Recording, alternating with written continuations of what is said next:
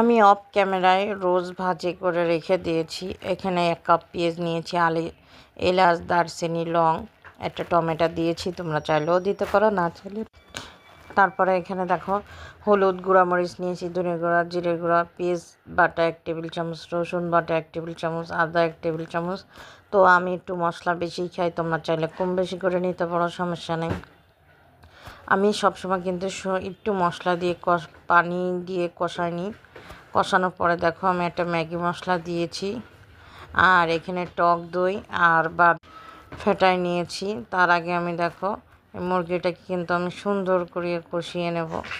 কষিয়ে নেওয়ার পরে তারপরে আমি কিন্তু আবার এই যে এখন কষিয়ে নিয়েছি 3-4 মিনিট। তারপরে এখানে আমি টক দই বাদামটা দিয়ে দিলাম, দিয়ে এখন সুন্দর করে আমি কষিয়ে নিচ্ছি। দেখো অনেক সুন্দর করে আমি কিন্তু কষাই নিয়েছি। কষানোর পরে আমি লাস্টের দিকে আরও একটা ম্যাগি মশলা দিয়ে দিলাম, কিছু কাঁচামরিচ দিয়েছি, ঘি দিয়েছি। ঘি 1 টেবিল চামচেরও কম দিয়েছি। আমার হাজব্যান্ড অত ফ্লেভারটা পছন্দ করে না ঘির।